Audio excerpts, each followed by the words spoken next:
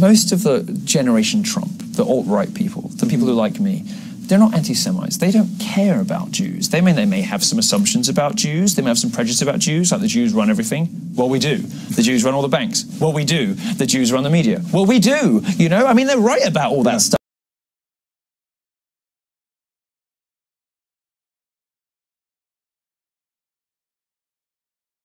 The family said to be the wealthiest in the world.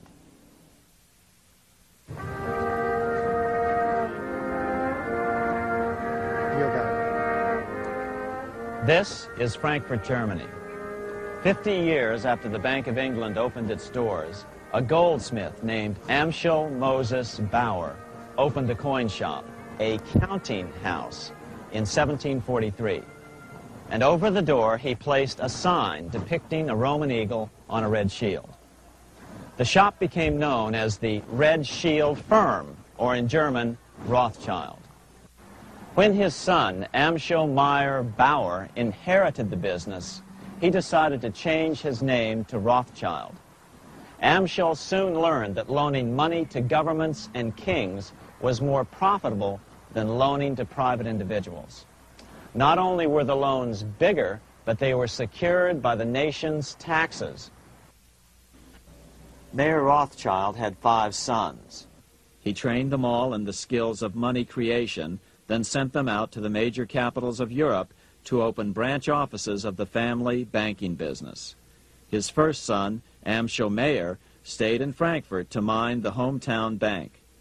His second son, Solomon, was sent to Vienna. His third son, Nathan, was clearly the most clever. He was sent to London at age 21 in 1798, 100 years after the founding of the Bank of England. His fourth son, Karl, went to Naples, and his fifth son, Jacob, went to Paris. In 1785, Mayer Amschel moved his entire family to this larger house, a 5-story dwelling he shared with the Schiff family. This house was known as the Green Shield. The Rothschilds and the Schiffs would play a central role in the rest of European financial history and in that of the United States.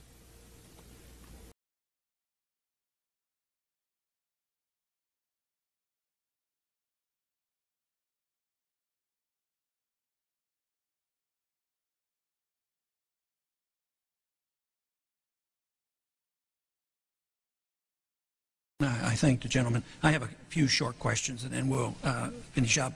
One thing is, on a follow-up on what Mr. Jones says, is the confidence is very low. But when you speak of independence, and I understand your terms, and I disagree with the need for that, but I understand it. But what people hear when you say independence, they hear secrecy. You know, you're going to keep it from us. And like the point I made at the beginning, the SEC is to pressure companies to reveal information, where the Federal Reserve does the opposite. They want, no, we can't tell anything because it might disturb the markets. But I do have one question. During the crisis, or any time that you're aware of, has the Federal Reserve or Treasury participated in any gold swaps arrangements? We don't, the Federal Reserve does not own any gold at all. We have not owned gold since 1934. So we have not engaged in any gold.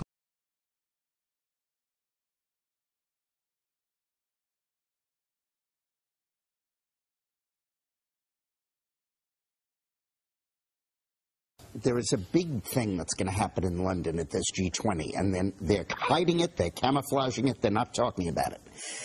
Coordination of international regulation. What they are going to do is to put our Fed and our SEC under the control, in effect, of the IMF. Oh, come on. They're You going believe to they'll take, do this? that's what was in the draft agenda. They call it coordination of regulation. What it really is putting the American economy under international regulation. Yeah. And those people who have been yelling, oh, the UN's going to take over global Conspiracy government. theorists. They've been crazy, but now they're right. Yeah, well, when Geithner, It's happening. When Geithner said he would be open to the idea of a global currency last week, Yeah.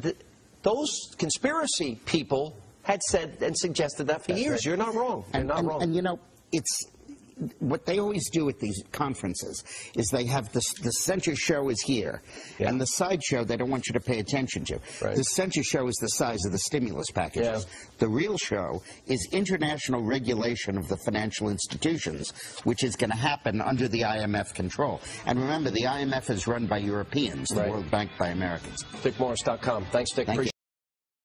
Let's look at the future by talking to the historian, Michael Hudson, in the second Let's half. talk to Dr. Michael Hudson in the second half. He knows stuff. Don't go away. Much more coming your way. Stay there.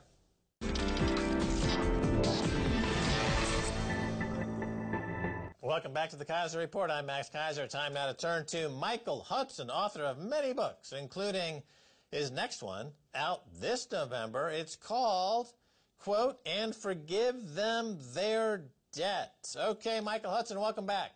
Good to be here back.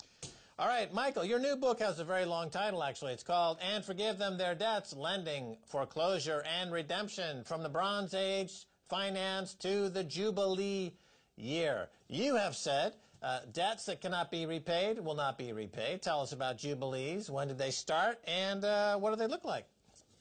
Well, I began to write a history of debt cancellations almost 40 years ago. In the process, I got all the way back to Sumer and Babylonia and the biblical times, and joined the Harvard faculty in Babylonian archaeology, at the Peabody Museum, which was its anthropology department.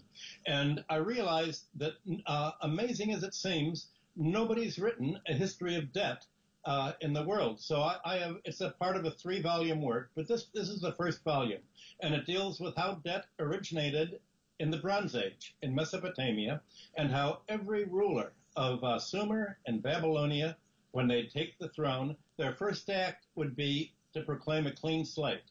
They'd cancel the debts, they'd liberate people who were sunk into bondage for debt, and they'd redistribute land that was foreclosed on by creditors. In other words, what the Babylonian rulers would do, Hammurabi and his group, Sumerians in the 3rd millennium, Hammurabi and the Babylonians in the 2nd millennium, were exactly what the Jews took over, Judaism took over in the 1st millennium, when the exiled Jews returned from Babylonia back into Judea, and applied this 3-point debt cancellation as the Jubilee year, and they wrote it into the very core of Leviticus, into the core of Mosaic law, and that became they rewrote the whole history of the Old Testament is a struggle between debtor and creditor interests. The kings by the 1st millennium no longer were canceling the debts, not only in the Jewish lands, but in the Mediterranean. They went over to the side of the oligarchs where they survived, the creditors. And so it was the religious leaders that took debt cancellation out of the hands of the kings and put that at the center of the basic religion. And this was the case by the time of Jesus. And we know now from the Dead Sea Scrolls, the whole cult around Melchizedek, that debt cancellation was a popular pressure opposed by the leading Jewish rabbis, such as Hillel, who introduced the prose bull saying, we waive all the rights under the Jubilee year to have our debts canceled. And this is what Jesus spoke about in the very first sermon that he gave. Luke describes how Jesus went to the temple, unrolled the scroll of Isaiah, and where Isaiah was calling for a debt cancellation, the year of the Lord, the Jubilee year, and Jesus said, I've come to proclaim the Jubilee year and to fulfill this prophecy. And Luke says that the people around him in his hometown where he gave the sermon got angry at him, tried to drive him out, and started a whole political fight between the creditor interests, who by that time had gained control of the Jewish church, and Jesus, who said, wait a minute, this is, I want to restore the original Judaism with the debt cancellation and the Mosaic Law. And we all know how it ended. He was put to death not because he was talking about rescuing people from sins, but rescuing people from debt. And the word from sin and debt are the same because in archaic language, the word for debt was originally the main thing that debts were taken up for, to pay for having committed a sin, namely personal injury. What we know in Indo-European culture is vergeld, for killing somebody, for injuring them, for breaking an arm or whatever. This idea of sin is a debt Jesus generalized into the problem of his day, which were debts in general. So what I ended up doing is writing not only a history of debt cancellations and how they came to be and what the general philosophy was, all the way from Sumer and Babylonia through Judea and Israel, but also the history of how debt cancellation was woven into religion and became the key of religious fighting all the way down through the Byzantine epoch. Right. Now, you talk about how people get into debt. Usually, catastrophic things happen, illnesses happen, people get into debt, and then you have these debt jubilees. The slate is wiped clean, and the economies are restarted. I know when I was living in France, the new president, I believe, or the new mayor of Paris, whenever they got elected, they would forgive all parking tickets. This was kind of a continuation of this theme. But the big question, though, Dr. Michael Hudson, is that we seem to have transitioned to an era where we no longer believe in debt jubilees, but we have what I guess you could call it a credit jubilee. In other words, in the 2008 crisis, that was a debt-driven crisis. The policy to come back and address that was not to forgive the debts, but to bail out the creditors. Is this an historic change? Have we seen this historically? Have we seen it before? And is it a dangerous precedent? Because the debt jubilee seemed to work for thousands of years. This is something kind of new, it seems. What are your thoughts? Well, already in antiquity, you had the creditors, the oligarchs, the wealthy classes, saying that what is sacred is not canceling the debts, but enforcing their payments. And already by the 4th century in Athens, jurors and mayors throughout Greece were obliged to take an oath not to enact any policy that would cancel the debts or redistribute the land. And so already way back then, they put, the question was, what's going to be sacred?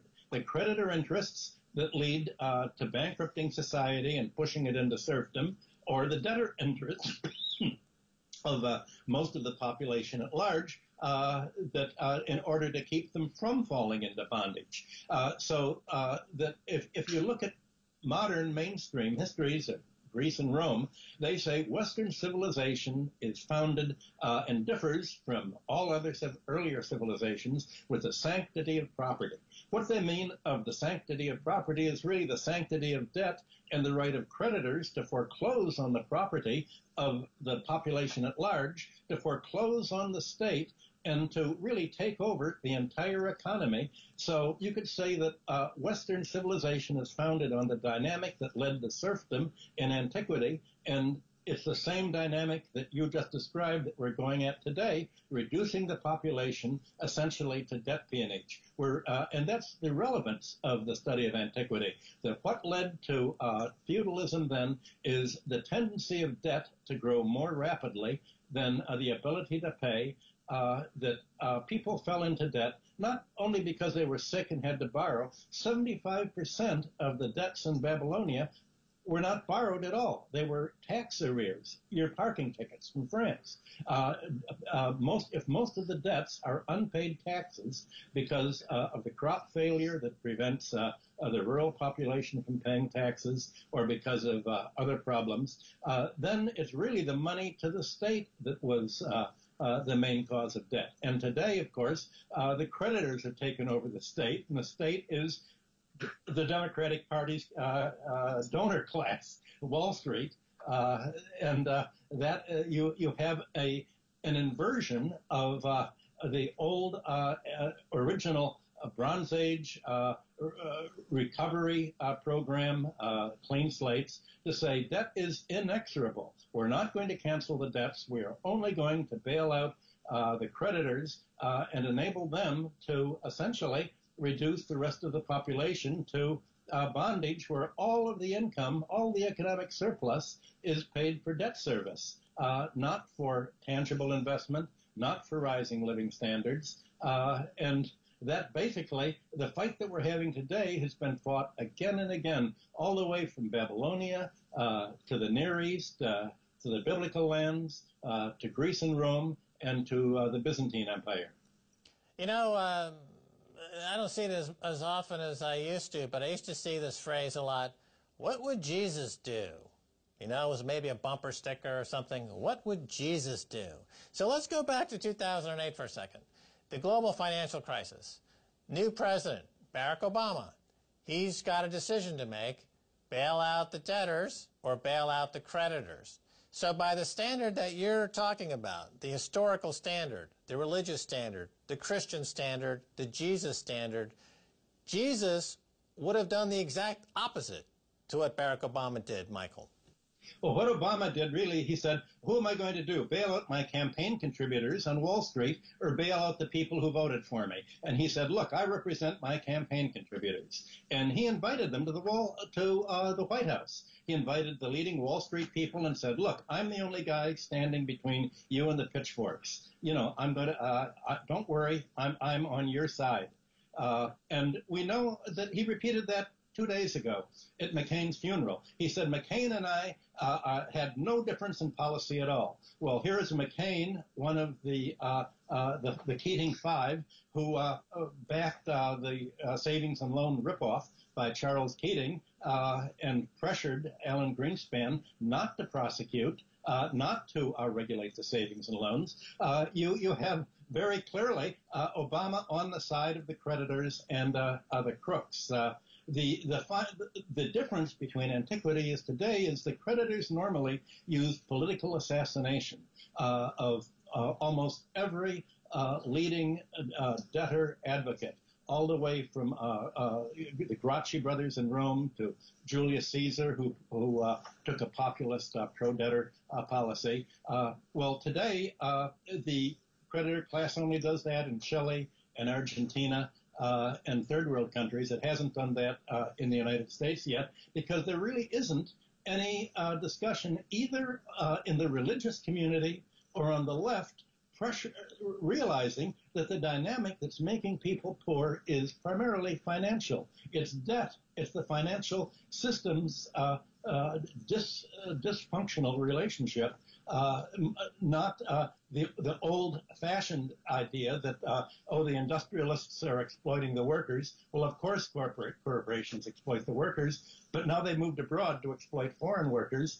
Again, it's largely a financial-driven austerity program that we're at. So yes, Jesus would have bailed out, would have canceled the debts and written off the bad debts, like the German economic miracle did, and said, this is the economic miracle. We're going to have a clean slate. Next time, the creditors should take responsibility and not make bad loans. And the function of the banking system should be to serve the economy, not the economy should serve the banking system and the takeover of the 1% that controls most of the banks. All right. Dr. Michael Hudson, fantastic. Thanks for being on the Kaiser Report. It's always good to be here, Max. All righty.